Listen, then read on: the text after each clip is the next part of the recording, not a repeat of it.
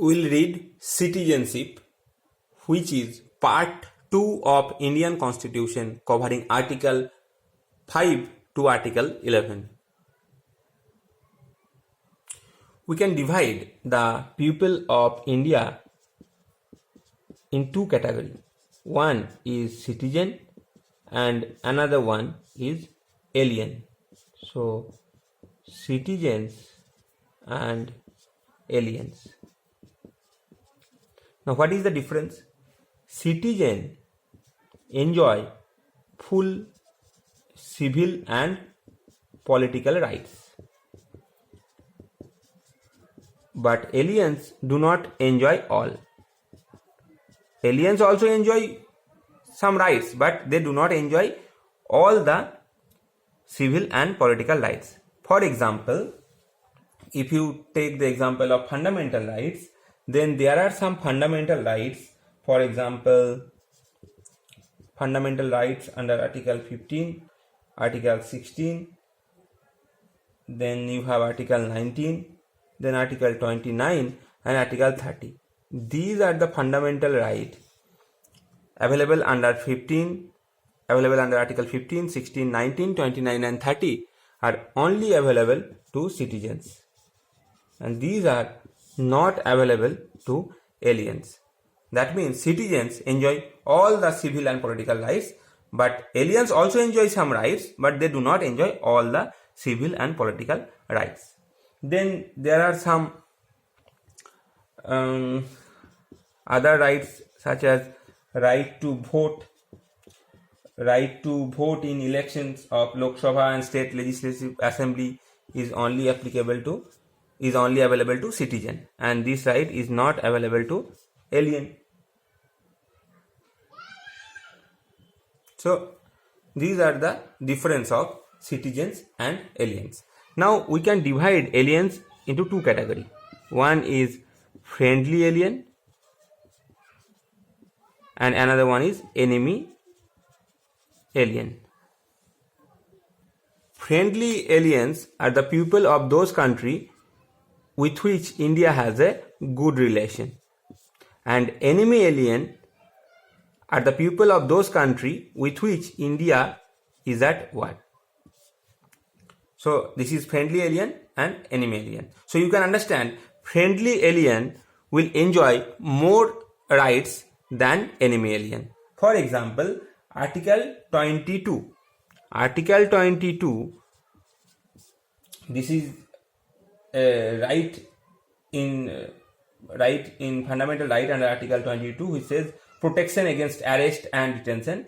This is available to friendly alien, but this is not available to enemy alien. Although relation with Pakistan with India is always bad, it is always not good, that does not mean that India is at war with Pakistan. When I am saying enemy alien and I am using the word war, this war should be a declared war. Otherwise, we cannot treat any citizen as enemy alien. So we have divided people of India into two categories: citizens and aliens. Citizens are the people of the citizens of India, and aliens are the citizens of some other country and not of India.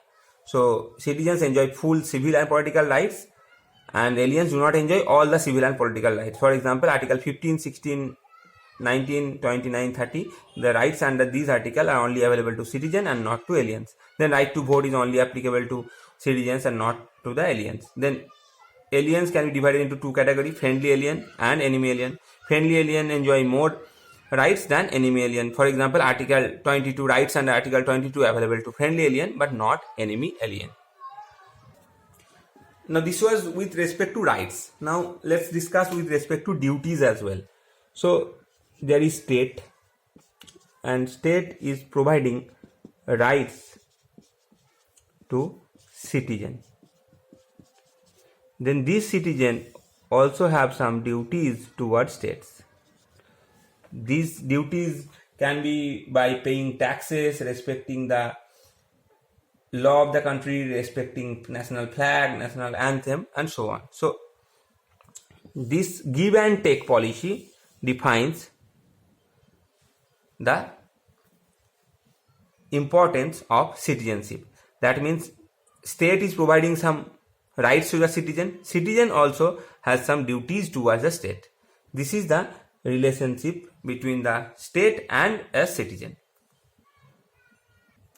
If you see worldwide, then citizenship chapter is not generally mentioned in constitution, but in India it is mentioned in part 2 of Indian constitution, covering article 5 to article 11. Now, one important thing that you need to know is that India do not follow dual citizenship. So in India there is no concept of dual citizenship.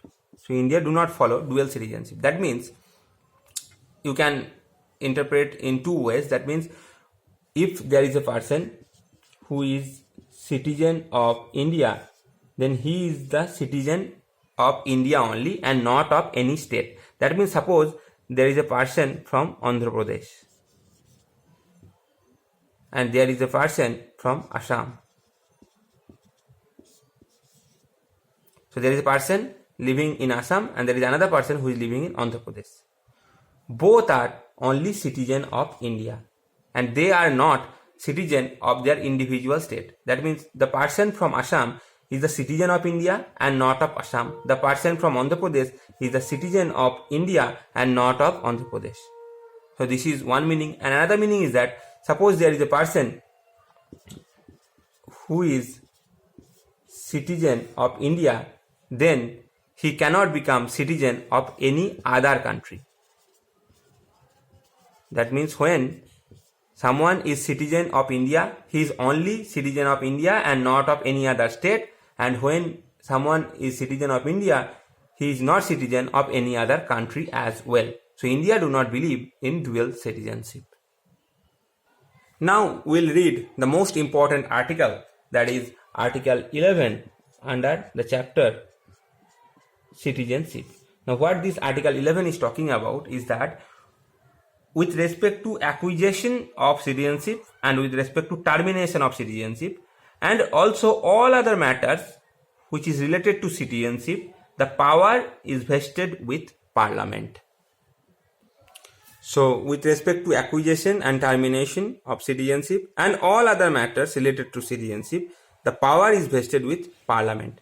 That means Parliament can make law with respect to acquisition, termination and all other matters which is related to citizenship.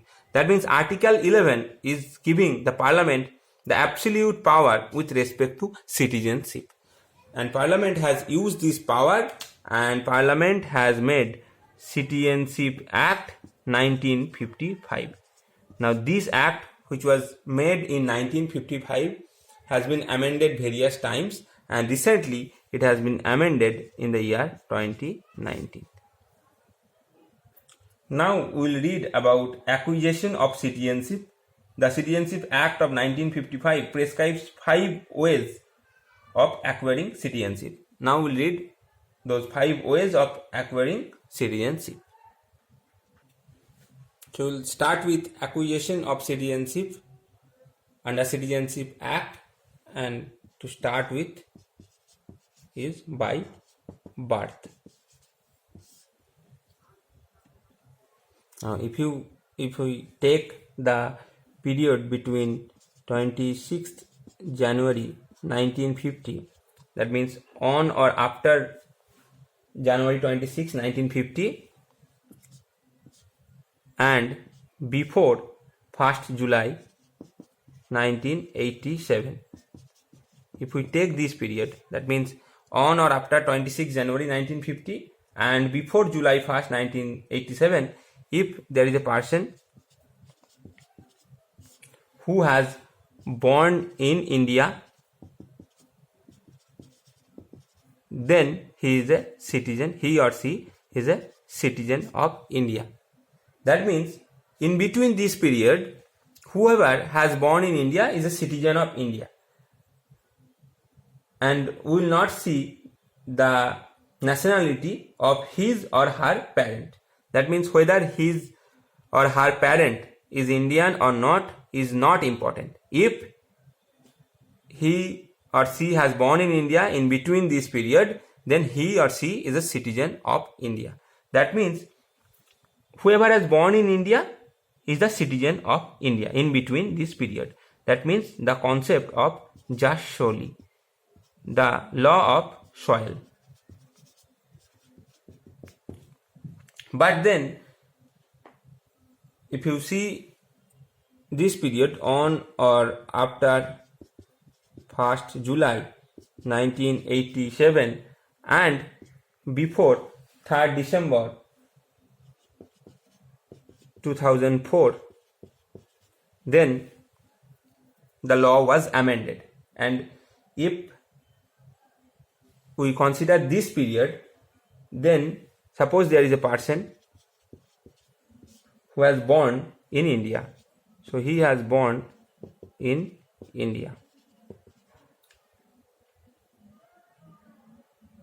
Now he will be considered as citizen if either of his parents is citizen. Either of the parents is citizen. That means either father is a citizen or mother is a citizen. And he or she has born in India, then that person is citizen of India. Earlier, if someone has born in India, then he is a citizen. In this period, we will not check the citizenship, or nationality of his or her parents. But in between this period, on or after 1st July 1987 and before 3rd December 2004, if someone has born in India, then he is citizen of India if either of his parents, either father or mother, is a citizen of India at the time of his birth. Then again the law was amended, and now on or after 3rd December 2004, if we see, then suppose there is a person who has born in India, then he is a citizen of India if both his parents are citizen of India, then obviously he or she is citizen of India. So a person who has born in India on or after 3rd December 2004 will be considered citizen of India if both of his or her parents, that means father and mother, both are citizen. Then he will be considered citizen of India. And there is another criteria. Suppose one of the parents, that means either father or mother, is citizen and the other one is not illegal migrant.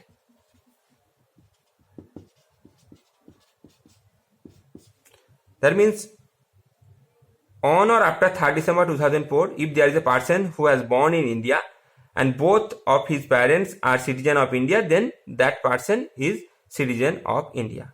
Or if someone has born after 3rd December 2004, he has born in India and one of his parents is Indian and the other one is not an illegal migrant, then that person will also be considered as citizen of India. So this is by birth. Now we will read acquisition of citizenship by descent. Now one very important difference between by birth and by descent, I want to make it clear in the very first place, is that when I was discussing about acquisition of citizenship by birth, that means when I was discussing by birth, the person has to be born inside India. But when I am considering by descent, that means that person has born outside India. Then he or she is eligible for acquisition of citizenship by descent. So first important thing that you need to understand is that the person has born outside India. Now if we take the period on or after 26th January 1950 and before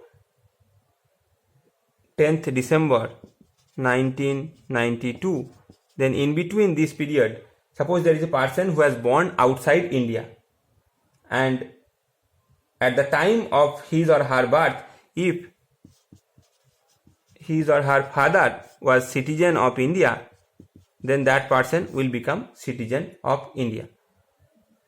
but you can understand that this is not gender neutral, so it was changed. And so now on or after 10th December 1992 and before 3rd December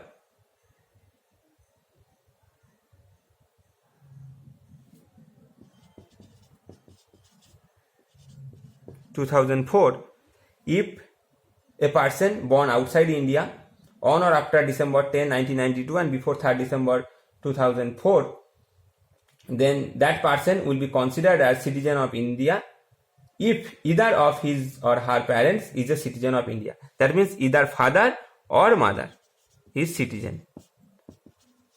Earlier, only father has to be the citizen, then that person will be considered citizen of India by descent. But now it is made gender neutral, and now a person born outside India in between this period will be considered citizen of India by descent if either of his father or mother is citizen of India at the time of his birth.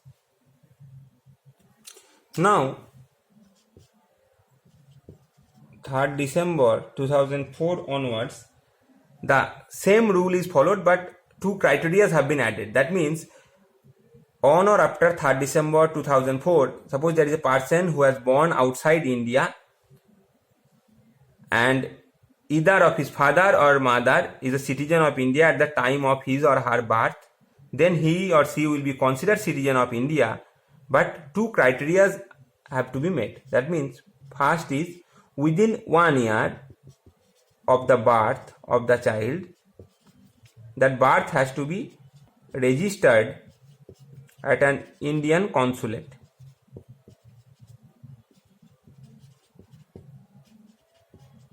That means the birth of the child has to be registered at an Indian consulate within 1 year of the date of birth. This is one condition. And another condition is that the minor child should not hold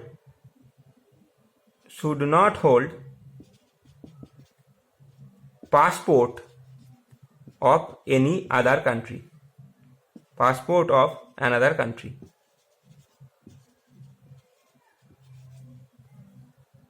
So now the condition is, if someone has born on or after 3rd December 2004, he or she has born outside India to an Indian parent, either father or mother is a citizen of India at the time of his or her birth, then that person will be considered citizen of India, but two conditions have to be met. One, within 1 year of date of birth of that child, that birth has to be registered at an Indian consulate, and another criteria is that the minor child should not hold the passport of any other country. Then that person will be considered a citizen by descent. Now please listen very carefully what I am going to tell you. Suppose there is a child